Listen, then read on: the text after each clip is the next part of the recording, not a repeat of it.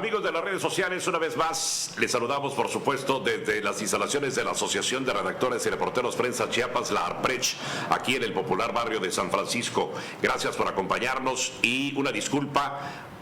Facebook hace ajustes y imprevistos y bueno, pues aquí nos sorprendió en este momento y eso provocó que saliéramos del aire, pero estamos retomando esta transmisión y saludándolos, por supuesto, en esta hora de la mañana aquí en el Confesionario de Figueroa, el único programa en redes sociales en donde no existen los secretos de confesión. Saludo al equipo de trabajo que me acompaña, a José Carlos Baeza Fernández en la producción, a Jacqueline Figueroa Rodríguez en las relaciones públicas y a Julio César Martínez. Soy Francisco Javier Figueroa Niño.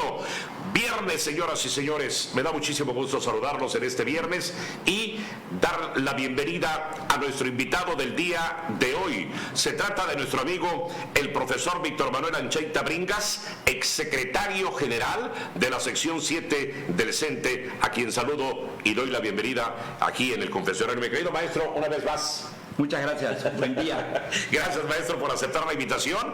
Y bueno, pues el tema sin duda alguna es interesante. La CENTE en Chiapas, con rumbo equivocado, ¿no ha entendido la reforma educativa del gobierno de la Cuarta Transformación? Yo le pido a usted que siempre participe en el programa para que en nuestra propia página haga llegar sus preguntas, sus comentarios, siempre que lo hagan en un marco de respeto y de responsabilidad para formulárselas a nuestro invitado. Así que, señoras y señores, vamos a entrar en materia. Recuerde que si usted no participa, suya será la penitencia. Así que entramos en materia, mi querido maestro. Gracias por acompañarnos. Maestro Ancheita, remontémonos un poquito al pasado. Usted fue fundador de la CENTE, porque habría que diferenciar porque nos confundimos, el CENTE y la CENTE. Usted fue fundador de la CENTE en el año, si no mal recuerdo, 1979. ¿Es cierto? Así es. ¿Y bajo qué principios se inició con la CENTE? Bueno, fundamentalmente aquel 18 y 19 de diciembre del 79, muy cansados de una política autoritaria de las autoridades educativas y del propio gobierno en todos sus niveles, protestamos sobre todo por el encarecimiento de la vida de la zona norte del estado de Chiapas, fundamentalmente los municipios de Pichucalco, Juárez, Reforma, Ostoacán, y pegado a ello la zona de Palenque y Ajalón, en el que nos reunimos porque habíamos quedado los salarios de los trabajadores de la educación en una condición de miseria prácticamente. Eso provocó que empezáramos una revuelta, si se me acepta la palabra, e hicimos una convocatoria nacional para que pudiéramos reunirnos y crear una instancia que actualmente se conoce como Coordinadora Nacional de los Trabajadores de la Educación, y es la que hace el contrapeso al interior del Sindicato Nacional de Trabajadores de la Educación, una instancia que cobró mucha fuerza. A nivel nacional fueron adheridos una serie de grupos políticos de todo tipo magisteriales, y al final de cuentas quiero recordar que se crea bajo 3 demandas fundamentales, 3 principios. ¿Cómo le podríamos llamar? No sé. La primera era la defensa de la educación pública, es decir, era un principio fundamental de la fundación de la coordinadora. Un segundo punto es el respeto a las conquistas laborales de los trabajadores, y un tercer punto es por la democratización del Sindicato Nacional de Trabajadores de la Educación. Estos 3 aspectos son los que dieron origen realmente a la creación de la coordinadora. Yo quiero contradecir un poco, si me permite. Adelante, libre. Claro. Quiero contradecir un poco cuando algunos dirigentes de la coordinadora actual, entre los cuales está el de la sección 7, incluyendo el de la sección 22, incluyendo el de el Comité Democrático de la 9 de la Ciudad de México, que dicen, la CENTE se creó bajo 3 principios: por la democratización del CENTE, por la democratización de la educación y por la democratización del país. No es cierto, así no fue. No es que yo esté en contra de ello, pero no fue eso los 3 principios. Yo creo que no lo saben o no lo recuerdan o se sacan de la manga para decir esto fue. Pero no, estos 3 principios fueron los que dieron origen a la CENTE y me jacto de ser del equipo, del grupo que creamos la CENTE, y a mí me toca coordinar la mesa número 2 de todos los alegatos, de todas las discusiones, de las 5 mesas que se abrieron con la idea de conformar la propia coordinadora.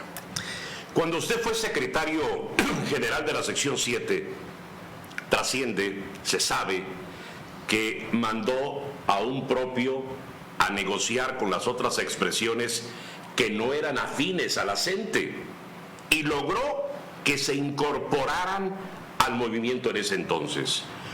¿Cómo ve, mi querido maestro Víctor Manuel Ancheita Bringas, cómo ve a la actual dirigencia de la sección 7, que por no coincidir o por opinar diferente, ahora los expulsan, señor? Sí, lo primero que quiero comentarle es de que no solamente envié propios, fui personalmente a la cabeza de los grupos que no coincidían con nuestra política democrática en ese sentido y los convoqué, los invité a que podíamos tener diferencias, porque además en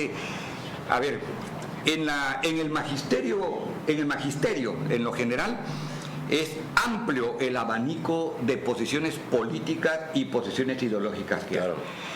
Hay desde de la más extrema derecha hasta la más extrema izquierda. Un comentario rápidamente. Estuve cuando el movimiento zapatista, yo fui invitado ahorita se me olvidó, Oventic, y allí fui recibido por una comisión de los zapatistas. Sí. En mi calidad de secretario general fui con un grupo de amigos y de compañeros, y platicando con ellos, todos embosados, todos cubiertos y todo, el que dirigía me dijo así: profesor Ancheita, hemos llevado el seguimiento puntual de sus discursos, de sus puntos de vista que ha tenido en toda la geografía chiapaneca, y quiero decirle que coincidimos en muchas de ellas, me decía el señor. Y el que le habla en la mañana toma el GIS y en la tarde toma el fusil. Era un compañero maestro, eso me estaba diciendo. Quiero ilustrar el amplio abanico de posiciones políticas. Claro. Bueno, cuando recibimos la sección 7, nos presentamos en primer lugar ante una situación minoritaria de los democráticos, pero entonces yo les dije a los compañeros, a todos: miren, es que podemos ser diferentes en el pensamiento, pero hay muchas cosas en común que nos unen. Vamos a trabajar en los puntos que nos unen y sigamos discutiendo las diferencias. Finalmente no me van a convencer a mí ni yo a ustedes, pero sí nos podemos convencer de que por nuestras demandas, de que por la defensa de la educación pública, de que por el respeto a los derechos de los trabajadores, de la democracia del CENTE, sí podemos trabajar. Y eso es lo que nos llevó a tener una fuerza importante, no solo a nivel estatal, sino a nivel nacional. Hoy con tristeza veo que la cabeza de la sección 7, el equipo que encabeza el maestro Pedro Gómez, me parece que ha perdido el rumbo, porque se abroga el derecho, y es aquí este punto que yo creo que deben conocerlo bien los compañeros maestros. Se abroga el derecho de decidir quién es democrático y quién no lo es. Es decir, si no coincide con sus puntos de vista, si está en un momento dado contradiciendo los puntos de vista del líder o del equipo que está liderando, entonces por ese solo hecho ya es charro, por ese solo hecho es traidor, por ese solo hecho es gobernista, por ese solo hecho no eres parte nuestra. Es decir, una posición estalinista absurda que creo yo que debe ganar. Y eso ha provocado que haya un núcleo, un universo importante, cualitativa y cuantitativamente hablando, que están fuera prácticamente del proceso del movimiento democrático de la sección 7, y que hoy se configura una fuerza muy importante de un porcentaje que bueno, me voy a atrever a dar un número, pero oscila entre los 30 y 40% del universo de los trabajadores de la educación.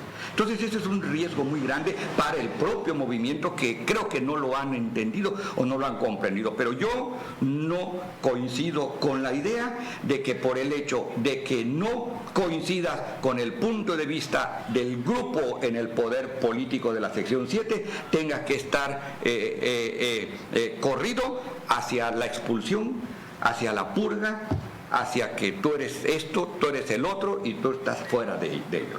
Esa es la concepción que yo tengo con respecto a ello.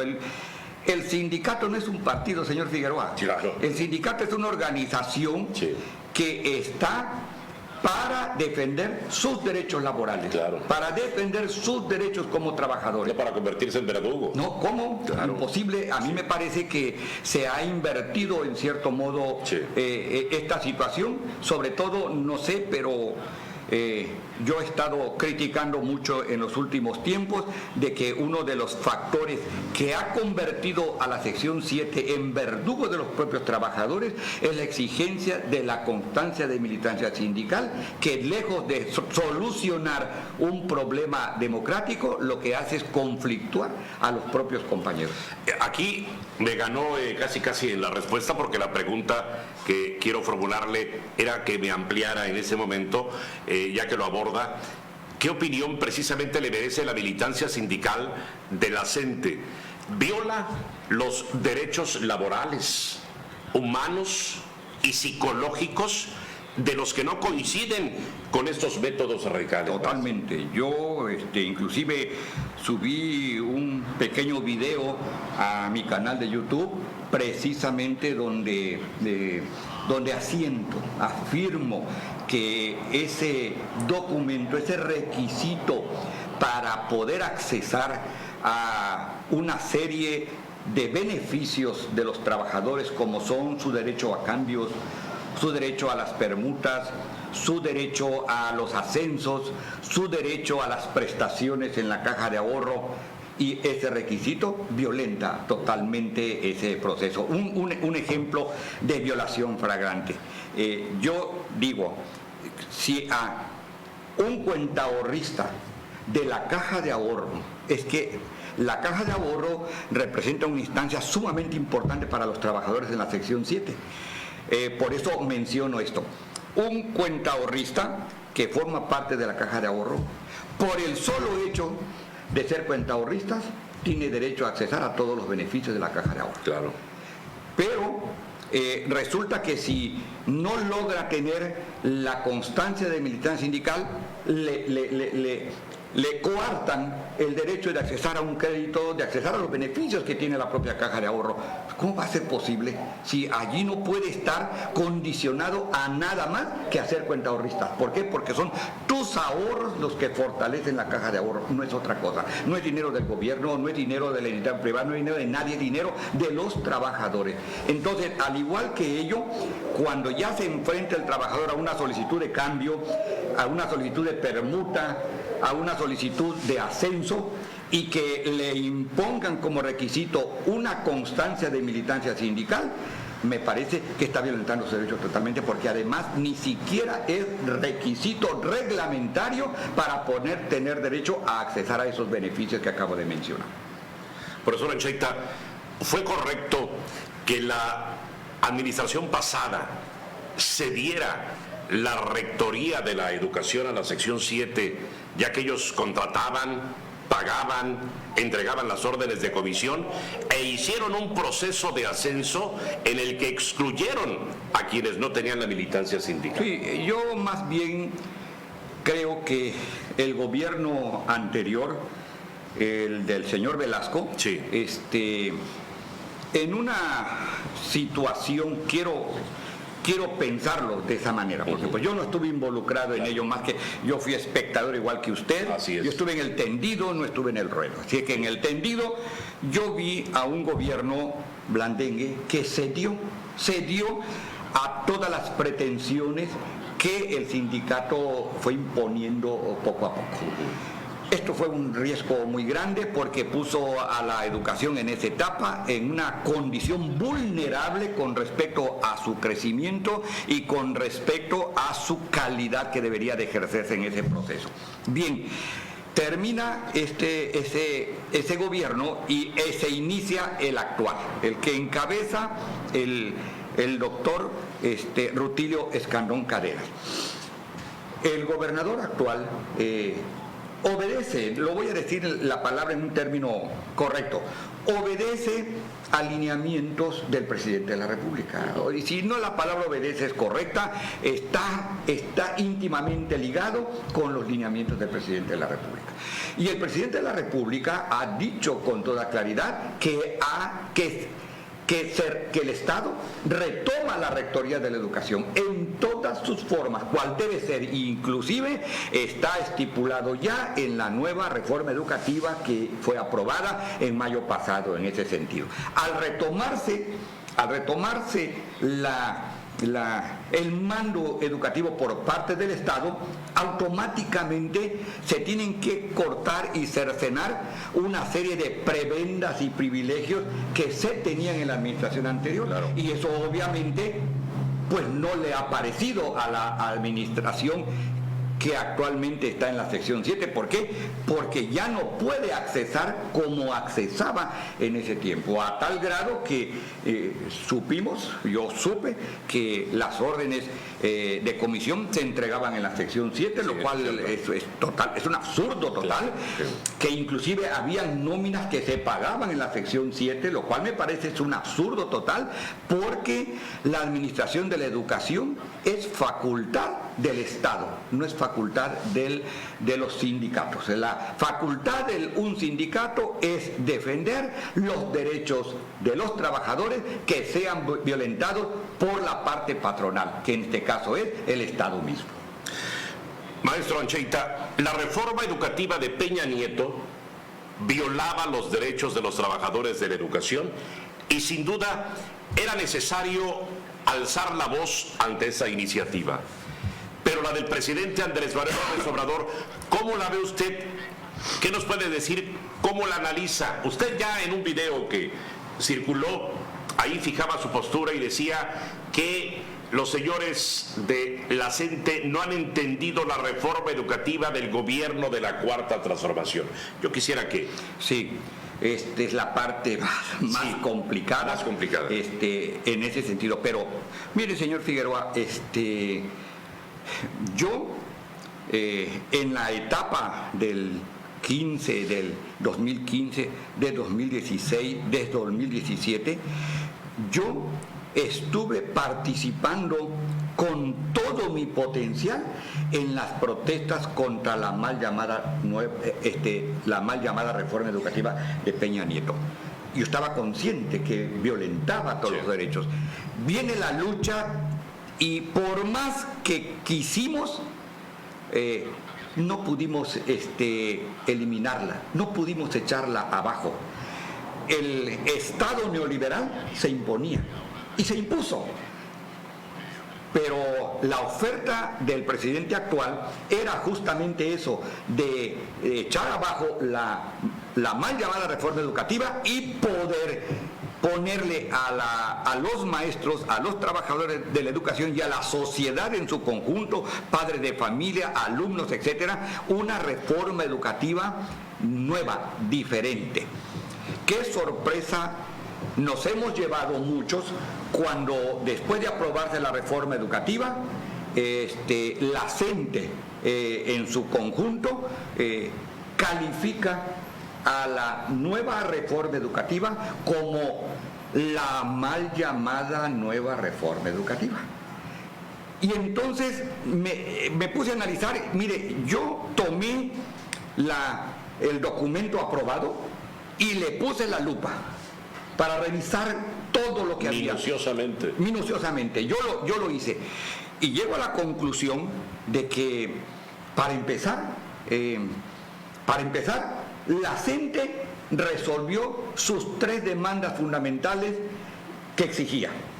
1, eliminar el carácter punitivo de la evaluación. Sí. 2, recuperar la estabilidad laboral a través de regresar al apartado B del artículo 123 que le daba la estabilidad laboral. Para que se pueda comprender, cuando en el 2013 se aprueba la reforma de Peña Nieto, la reforma neoliberal, los trabajadores de educación quedaron en una situación de exención laboral. Es decir, la conquista de la plaza base quedó totalmente mutilada.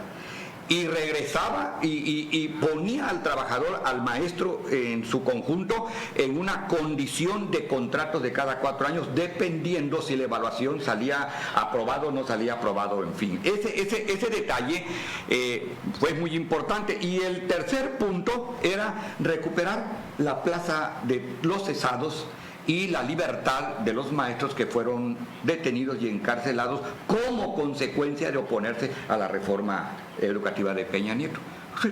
Fueron resueltos.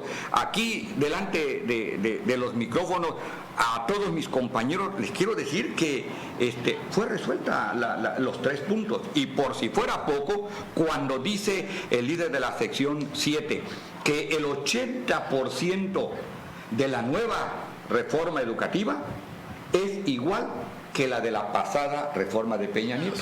Entonces, yo les quiero decir, porque esto hoy en la mañana hice estos apuntes y me voy a permitir hacer comentarios. ¿Cómo es posible que se sostenga que el 80%, oiga, 8 de cada 10 puntos es igual que el anterior?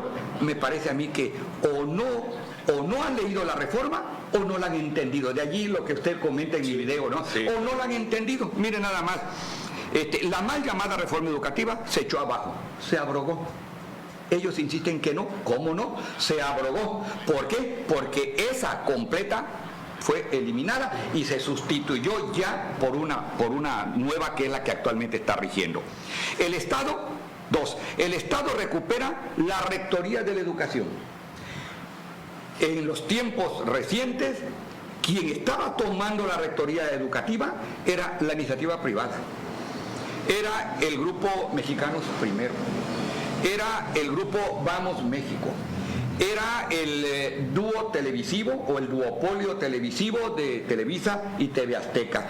Ellos tenían la rectoría prácticamente. El Estado lo retoma, porque me parece a mí trascendental este punto. 3, elimina el concepto de calidad en el sentido mercantilista, individualista y capitalista, como lo definen los organismos internacionales, y lo retoma la calidad en un sentido estrictamente nacionalista. Entonces a mí me parece que esa parte yo voy a abundar con ello. Perdón a mis compañeros maestros, a los padres de familia, pero la educación en Chiapas y en México, pero en Chiapas de manera particular, requiere elevar su calidad, requiere.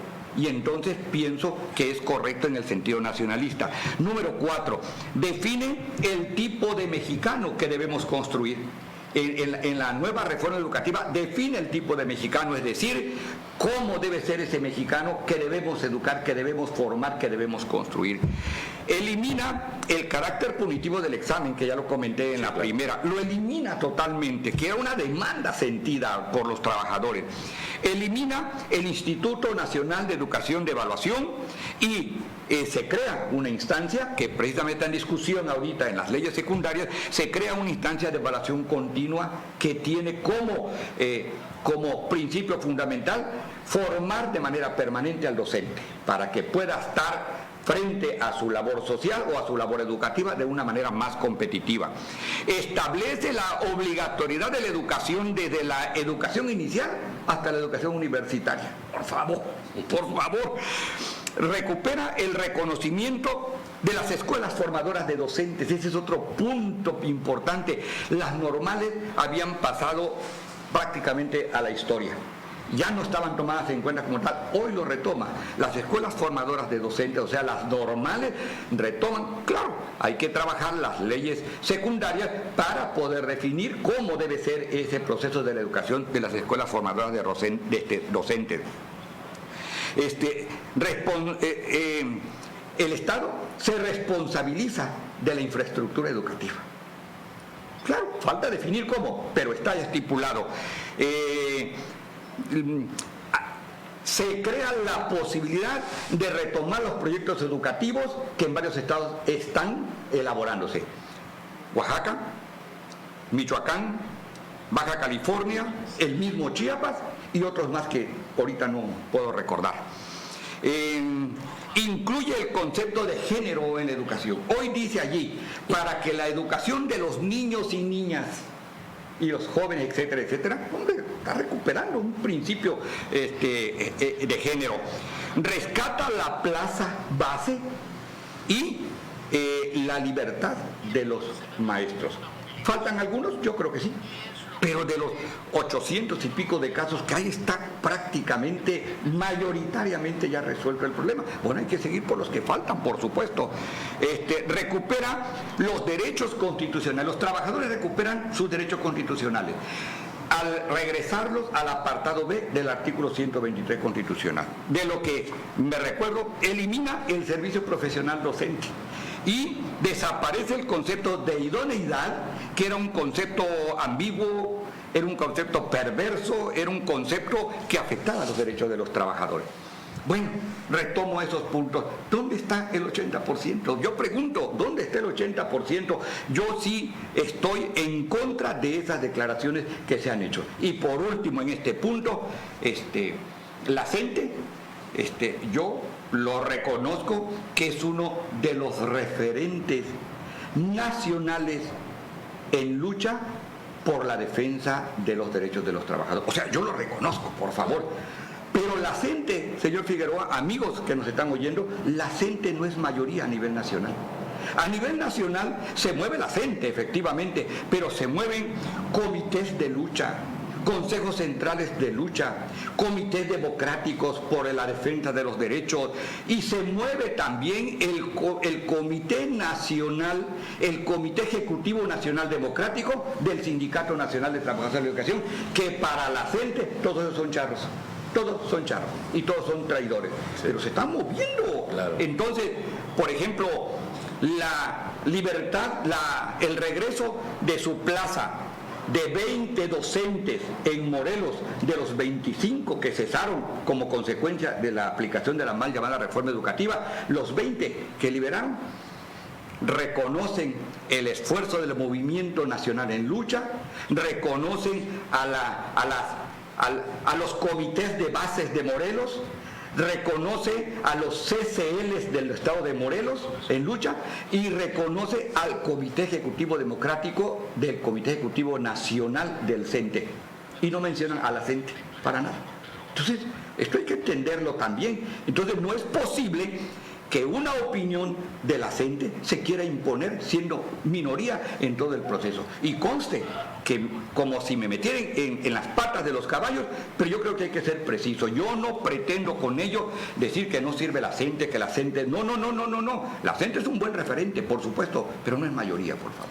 Profesora Víctor Manuel Anchaita Bringas, la CENTE, Pedro Gómez Vámaca ha puesto sobre la mesa de negociación que si no le cumplen sus demandas, entre comillas aquí, se irán a movimiento por la nueva mal llamada reforma educativa. Así lo han ratificado muchas veces y aquí lo usted ha abordado. ¿Tienen razón los dirigentes en llevar a las bases a una nueva movilización o hay otros intereses detrás de esas amenazas? Puedo equivocarme en esta apreciación, sí, porque pues no tengo la bola de cristal aquí para poder adivinar o ser pitonizo, ¿verdad? Ni tampoco soy el oráculo de Delfos, claro, no para ello. Sí. Pero a mí se me hace que los compañeros de la sección 7 han perdido objetividad, han perdido piso. Y en uno de mis videos que tengo en mi canal de YouTube menciono esto que voy a volver a repetirlo, sí, acá. Hoy estamos a ¿qué? 2 de agosto. 2 de agosto. Fíjense, 2 de agosto. Y podría asegurar en este 2 de agosto que los maestros, que los trabajadores de la educación no se van a ningún paro indefinido. No se van. No se van porque han entendido ellos en la base. Me he caminado, yo voy, vengo, platico con los compañeros, en fin. Y ellos se han entendido que están resueltos los problemas y dicen además, y yo coincido, falta mucho por hacer, efectivamente. Falta que esa reforma se pula. Yo estoy de acuerdo con ello. Falta agregarle algunas cosas, claro. Por ejemplo, menciono, sería muy bueno luchar por el pensamiento del maestro Dussel, que dice que debe haber un principio descolonizador de la educación. Me parece bien. Hay otro pensamiento muy bueno del doctor Saldívar, Erasmo Saldívar, que dice que debería estar incluido en la nueva reforma educativa un principio emancipador. Yo coincido con ello. Yo en mi ponencia que yo presenté, digo que la educación debe ser de un carácter social más amplio y menos individualista.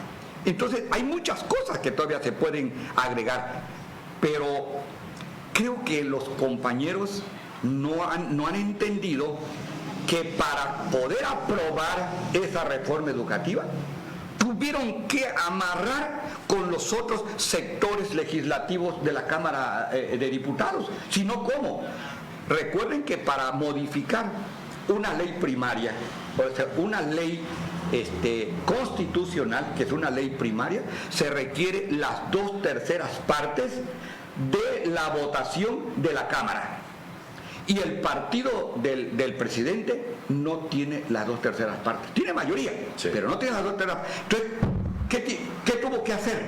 O sea, yo trato de entender. ¿Qué tuvo que hacer? Bueno, con las otras fuerzas, ver, ceder, componer, recomponer alianzas y todo para que saliera esto. Porque si no, no hubiese podido salir eso. Si hubiera sido en una situación radical, bueno, queremos una educación socialista, no sale. Simplemente no sale. Claro. ¿Por qué? Porque no es del ánimo de las otras fuerzas. En este caso el PRI, en este caso Nueva Alianza, en este caso, bueno, el PAN ni siquiera, menos y todo. Pero los maestros sí lo han entendido esta situación. Y otra cosa que han entendido, de que la nueva reforma educativa se aprobó precisamente porque la coordinadora y muchas fuerzas en el país luchamos por que se cayera la anterior y pudiera aprobarse algo nuevo. Pero hay un ingrediente que no lo quieren reconocer.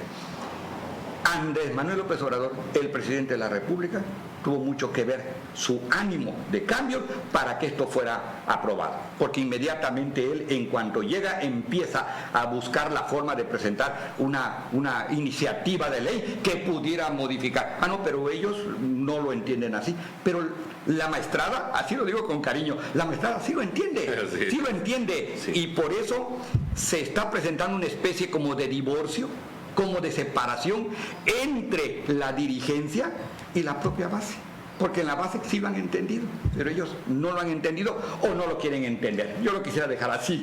¿Se está quedando solo Pedro Gómez Bamaca? Me parece más que nada que le van a cobrar facturas importantes por parte de la base, por lo que está haciendo. Exactamente.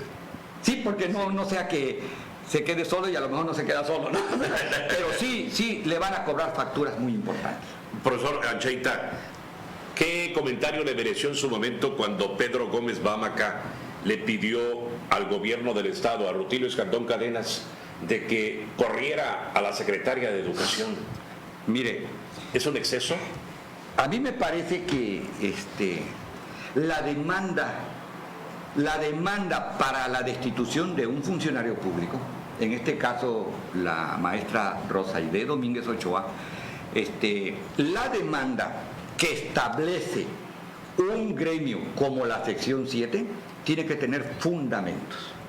Ese es el primer principio, fundamentos. Y cuando yo reviso los tiempos en que establecen la demanda a principios de febrero, si mi memoria no me falla, hasta la fecha, no descubro fundamentos, no descubro razones, no hay. ¿Cuál es la razón más fuerte que esgrime el líder de la sección 7? La razón más fuerte es porque la secretaria de Educación no acepta la bilateralidad en el proceso del trabajo, de la defensa de los derechos de los trabajadores. Pero cuando me entero de que en el mes de enero, mediados de enero, o pasadito, en la tercera semana de enero, el maestro Pedro Gómez Bamaca, junto con todo el comité, firman la Comisión Estatal Mixta de Cambios. Esa es la bilateralidad. Eso es bilateralidad. Bueno, posteriormente fue llamado, porque pues eso se ha informado en los medios, posteriormente la Secretaría de Educación llamó a la instancia sindical para conformar las comisiones mixtas de cada nivel, inicial, preescolar, primaria, secundaria, todas que se tienen que establecer para continuar con la bilateralidad. Y el señor ya no quiso presentarse. Ya no. ¿Por qué? Porque ya la destituimos, y como ya la destituimos, ya no queremos saber nada de ella. La administración pública, yo al menos así la entiendo, porque la conozco, la administración pública tiene dentro de sus facultades establecer la convocatoria para todos los movimientos de personal. Esta convocatoria debe hacerse efectivamente de forma bilateral, con la participación sindicato, administración pública, Secretaría de Educación en este caso. No se dio, porque el señor no quiso ir. Sí. Se le llamó varias veces, yo sé que le llamaron como 5 o 6 veces, o 4 veces, con documentos, con oficios, para que se pueda. No, él no, y él no. Como consecuencia, entonces, tal vez pudo haber una precipitación, pero en sus facultades la Secretaría de Educación lanza la convocatoria unilateral, obviamente. Pero, a ver, la bilateralidad es exigencia de la representación sindical, porque es presunción de que la autoridad violenta los derechos de los trabajadores. Y como es presunción, entonces hay que tener la bilateralidad. Pero resulta que aquí quien violenta los derechos de los trabajadores, o quien está violentando, es la propia representación sindical, no la autoridad educativa.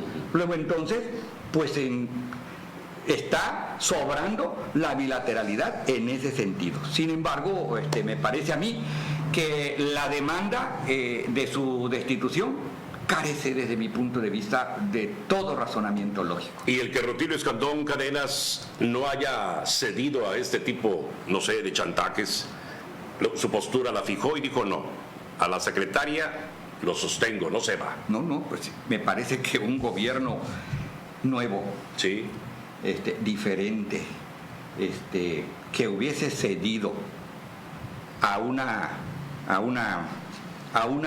demanda de ese tipo, sí, claro. Hombre, lo pone en condición de debilidad. Sí. Así que a mí me parece que pues yo, en los pies del gobernador, yo hubiera hecho lo mismo, claro, efectivamente, y no solamente sostenerla, sino darle todo el respaldo.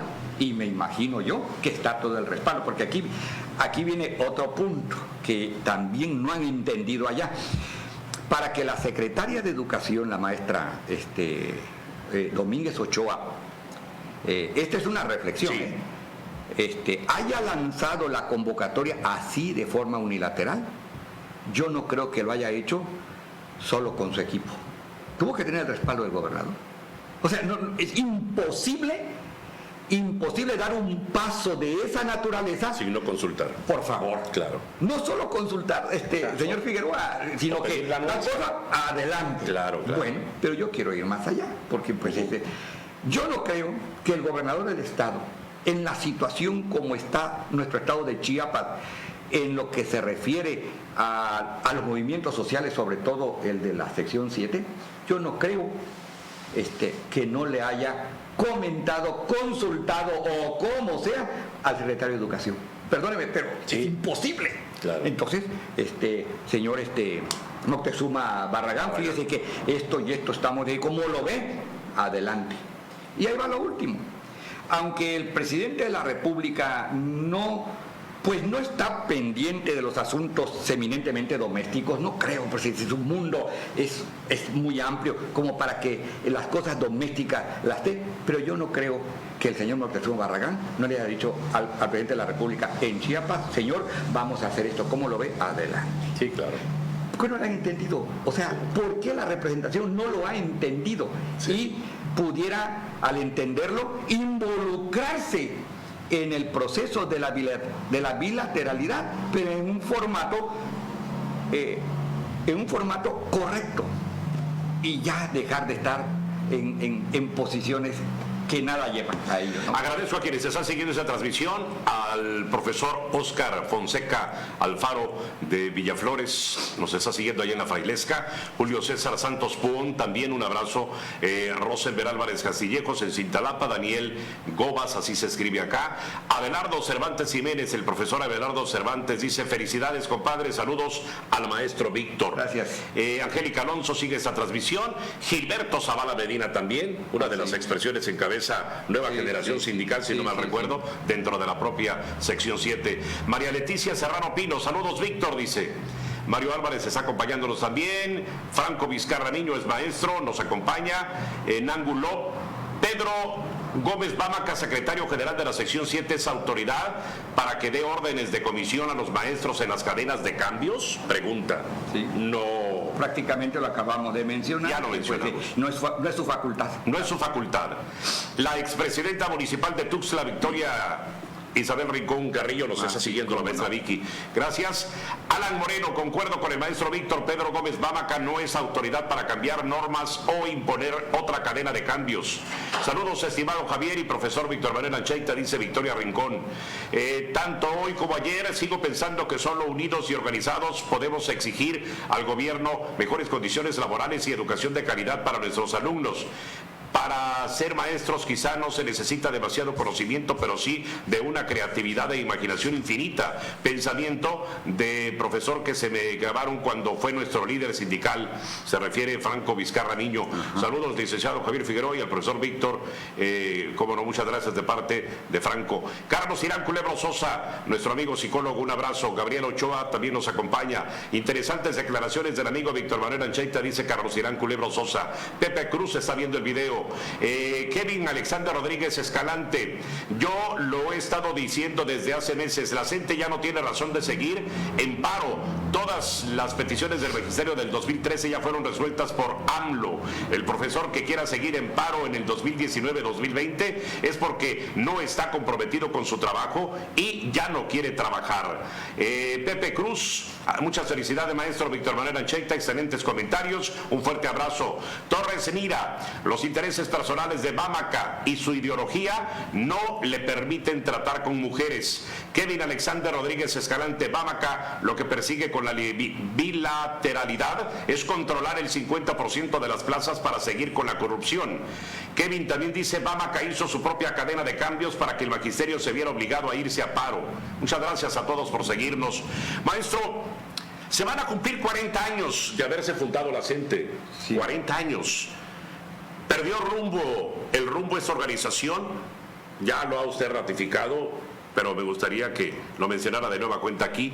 ¿O qué opinión tiene ante el nuevo escenario y contexto actual de nuestro país? Sí, mire, en el transcurso de 39 años en que la coordinadora ha venido desarrollándose, yo creo que ha venido a menos. Mire, cuando yo estuve en el comité con José Domingo Guillén Ramos y después en el 98 asumí la Secretaría General de la Sección 7, los contingentes de la coordinadora eran muchos más y más fuertes que los que ahora tienen. Por ejemplo, aparte de Oaxaca, de Chiapas obviamente, de Guerrero con la CETEC, porque hay que aclarar, Guerrero está, pero la CETEC nada más, y la CETEC forma parte de un porcentaje minoritario del universo del sindicalismo en Guerrero.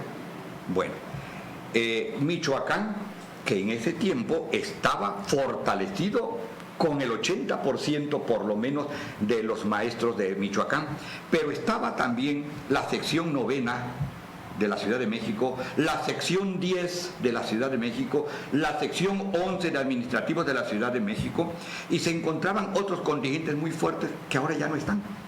Ni una de la Ciudad de México está. Bueno, hay un comité democrático en la sección 9, pero ¿a quién representa?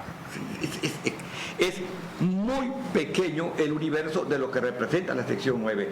Y cuando a mí me tocó en aquella época, la sección 9 representaba de verdad un universo muy grande, numéricamente hablando, y también cuantitativamente hablando. Entonces, hoy la gente se reduce y me duele, porque yo soy formador de la gente, yo soy del equipo que formó la gente. Me duele, pero se tiene que reconocer, se reduce a lo siguiente. Oaxaca, con su gran mayoría, obviamente a la sección 22, Guerrero, con las precisiones que acabo de hacer, que es la CETEC, Michoacán, que desde mi punto de vista, el sector adherido a la CENTE, pero totalmente no representa mayoría, pero vamos a dar el beneficio de la duda, que sea mayoría, más del 50%, y Chiapas en las condiciones que acabo de describir hace rato, es decir, hay un número importante de maestros que están fuera de la sección 7 como coordinadora nacional. Y de allí, señor Figueroa, amigos que nos están escuchando, y de allí promotorías, comités de bases en lucha, consejos centrales de lucha, comités que se forman y todo en todo el país, obviamente, pero que no tienen una representación de algunos de 200, 300 trabajadores y punto y nada más. Claro. Entonces, pero la pregunta que aquí debemos hacernos es, ¿por qué ha venido a menos? ¿Por qué ha venido a menos la coordinadora a nivel nacional? Pues ha sido precisamente por el formato estalinista que están aplicando. Un formato estalinista en el que, recuerde usted, el estalinismo era, si no estabas conmigo, estás en mi contra. Totalmente, sí. Totalmente, ¿no? Entonces, ese formato estalinista es el que se está aplicando. Es decir, ya no coincides conmigo, eres un charro. Así es. Eres un gobernista, eres un traidor. Que precisamente eso han estado manejando con respecto a las últimas declaraciones que he hecho. Y te rapo. Y te rapo. Bueno, eso pues afortunadamente ya eso está pasando, pero con riesgo. Sin embargo, hasta se tiene riesgos por decir las cosas de forma puntual, sí se tienen riesgos efectivamente, que ojalá que no vaya a pasar a más, pero el día de antier, un par de compañeros, yo camino en las calles, señor Figueroa, voy, vengo, no tengo problema. O sea, ¿no tienes cola que te pisen? No lo tengo, así. Pero dos compañeros me gritaron en la calle, ¿no? Que vaya pasando, sí, antier, ¡hey, charro, traidor! Y los veo, la gente de ellos. Claro. La gente de ellos. Sí. Entonces, no es posible este formato. No les tengo miedo, no les tengo miedo. Pero hay que decirlo, que por favor, ya quiten ese formato de golpear, de estar duro y duro, porque deben escuchar con libertad las diversas opiniones que existen en el magisterio. Deben escucharlo con libertad. No se puede. Y esa sería mi aportación en este programa hacia quienes están en lucha, porque yo no estoy en contra de que se esté en lucha. No, hombre, si yo formo parte del proceso de lucha de los trabajadores, pero de lo que estoy en contra es del formato que actualmente se ha diseñado para ello. Pues, señoras y señores, estamos llegando a la parte final de ese espacio. Algo que no mencionó el profesor Víctor Manuel Anchaíta es que él fue el fundador de la Caja de Ahorro, ¿o estoy equivocado? Sí, yo lo ¿Sí? Sí, él fue el fundador de la Caja de Ahorro. Y pues ya lo abordamos aquí, que para que les otorguen un préstamo de esta caja y de las otras tengan que presentar militancia sindical. Y bueno, se han hecho auditorías, se han encontrado gastos que nada tienen que ver con la administración, sí, eso trasciende. Se supo que con la auditoría que se gastó en whisky, en toallas femeninas, se otorgaron préstamos particulares, socios que se otorgaron hasta 3 préstamos y nunca pagaron. Entonces, son situaciones que se han estado dando al interior de la sección 7. Maestro, para finalizar, ¿Qué le diría en este momento a sus compañeros que están siguiendo esta transmisión ante esta nueva realidad que vive el país con la cuarta transformación que encabeza el presidente Andrés Manuel López Obrador? Mire, si me permite, Sí. 2 minutos. Sí, señor. Con respecto a la caja de ahorro. La caja de ahorro, se puede presumir por muchos indicadores que hay de que no está siendo manejada de una manera correcta. Y la razón de ello es porque rompieron el candado que nosotros pusimos en la creación de la caja de ahorro. ¿Cuál era el candado? De que la administración de la caja de ahorro debería estar totalmente separado de la dirección política del comité seccional. Es decir, y en el momento en que el grupo aquí rompe ese candado y prácticamente las decisiones de la caja de ahorro, que son eminentemente económicas, mercantilistas, etcétera, las toma la sección 7 de manera política, y es cuando se echa a perder el asunto. Pero lo y que en la caja de ahorro tampoco se están dando cuenta es de que, como consecuencia de las denuncias que hubieron hace 10 años en contra de la caja de ahorro por el saqueo que se estaba haciendo, por esas compras que se hacían, etcétera, se forma el Fondo de Ahorro Magisterial, conocido como FAMA, que es otra caja de ahorro. Lo más sorprendente es que yo me invitaron y yo participé allí en el informe del Fondo de Ahorro para el Retiro, donde estuvieron las representantes de todo el Estado, y con qué sorpresa escucho que existen en el Fondo de Ahorro 14.980 trabajadores. Hombre, esto nada más con ello quiero decir que 14.980 no están en la sección 7, porque fueron corridos.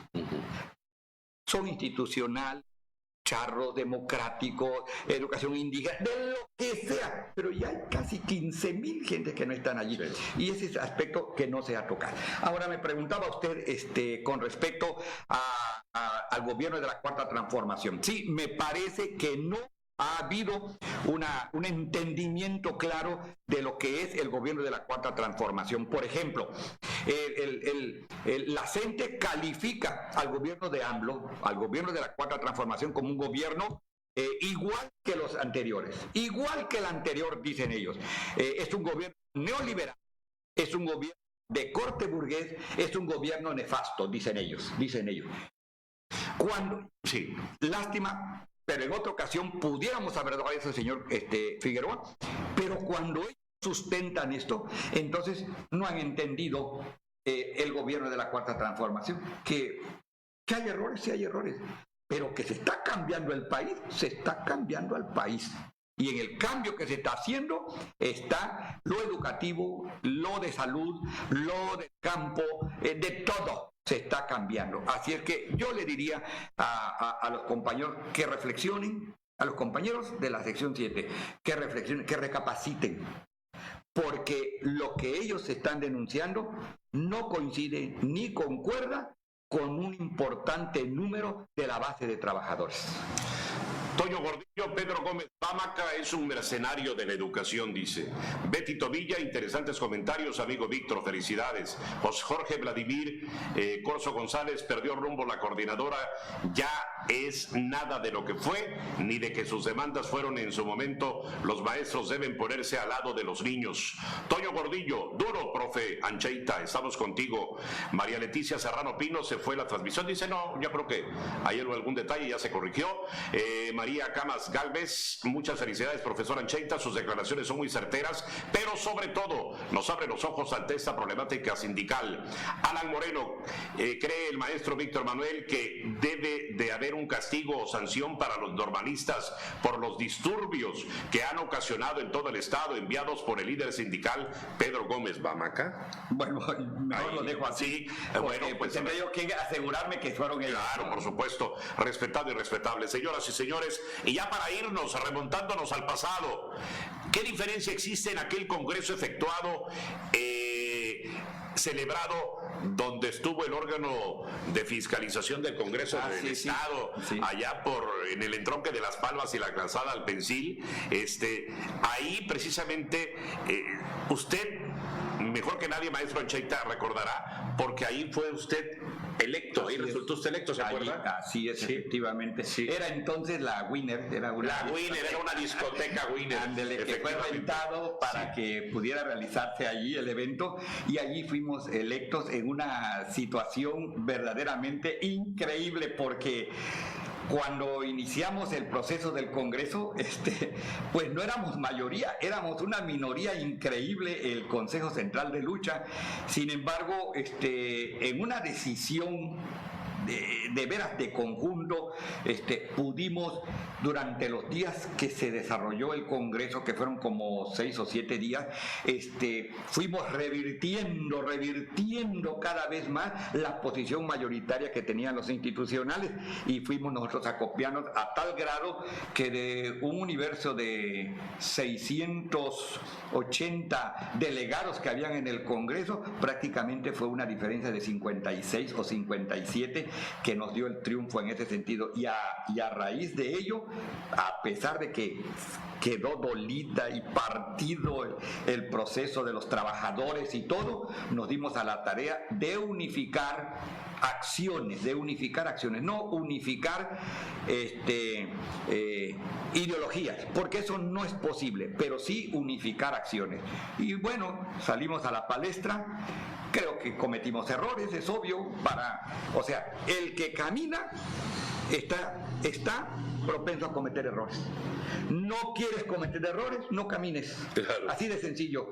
O como decía Cornejo Rosado, decía, no quieres tener problemas, muérete. ¿No? Entonces, algo así. Claro, yo creo que hemos de haber cometido errores, pero nunca un error de corrupción, nunca un error así para poder darle a nuestros compañeros un golpe fuerte, porque no. Fue una administración, y no fue solo. Tuve un equipo de compañeros maravillosos, de veras, que analizábamos todos los puntos de manera constante para ir buscando la alternativa, y por eso pudimos tener una fuerza increíble en esa época también, y teniendo un gobernador, no sé si escuchará este video, pero el gobernador Álvarez Guillén, que era el que me tocó a mí, era duro, y también había un control de los medios en ese tiempo, ¿no? Situación que ahora ya no se da con esa facilidad, ¿no? Así es que, pues, remontar a esa etapa, señor Figueroa, me remite a decir que hemos escrito historia, y la hemos escrito, no voy a decir yo cómo, pero me parece que los compañeros, la sociedad, los padres de familia, los actores de ese tiempo pueden dar cuenta de los errores, de los aciertos, y darle evaluación al respecto. Ok, pues llegamos a la parte final, y muchas gracias al profesor Gilberto Zavala Medina, también de Nueva Generación Sindical, y que ha sido también aspirante a dirigir los destinos de la sección 7. Dice que la diversidad de pensamiento sindical no hace sino enriquecer la vida del magisterio. Lamentablemente, la actual dirigencia seccional se hundió en la soberbia del poder político que le heredó el gobierno pasado. La organización sindical es mucho más grande que cualquier diferencia que tenga que ver con la defensa de los derechos de los trabajadores de la educación. Felicitaciones por tu programa. Saludos al maestro Ancheita. Muchísimas gracias, Gilberto. Gracias a Gilberto, gracias a todos también que han dado opiniones, inclusive hasta los que la opinión no pueda ser buena, también les agradezco el que hayan interactuado en ello. Yo le quiero hacer una solicitud que me permita tener el video de esto, porque lo quiero subir a mi canal de YouTube. Señor, tan pronto como terminemos, yo se lo hago llegar inmediatamente. De hecho, el programa se transmite en vivo, ¿sí? Y ahí queda registrado, pero también nosotros se lo vamos a hacer llegar para que también podamos compartir a través de las redes sociales. De acuerdo, y decirle a todos los amigos que pues también tengo mi canal de YouTube, perdón, para hacerlo. También hay que aprovechar para que meta gol también el maestro aquí. Su canal de YouTube está como ¿qué? Víctor Ancheita OFC. Víctor Ancheita OFC. Pero con que marque Víctor Ancheita ya van a salir las dos opciones y una de ellas es OFC. Y allí hemos subido una serie de materiales y todo. Y yo sigo en comunicación a todos mis amigos, compañeros y todo. Sigo en comunicación. Siempre he creído que una organización sindical se fortalece en el respeto a la diversidad de opiniones que se tiene. Muchas gracias al profesor Víctor Manuel Ancheita Bringas, exsecretario general de la sección 7 del CENTE. Vino por 30 minutos y mire qué tiempo nos llevamos. Y todavía hay mucha tela de dónde cortar. Así que muchas gracias, mi querido maestro. Mucho gusto. Muchas gracias, señor. Muy amable. Gracias a todos. Gracias. Nos vamos a retirar, señoras y señores, no sin antes invitarlos para el próximo lunes aquí en el confesionario. Vamos a contar con la presencia del diputado federal Raúl Bonifaz Moedano, del Partido Movimiento Regeneración Nacional Morena, que en este momento los señores se están ofreciendo en la conferencia de prensa y luego los diputados van a rendir su primer informe legislativo correspondiente a su primer año de ejercicio. La pregunta que aquí salta inmediatamente es: ¿qué han hecho nuestros diputados federales por Chiapas?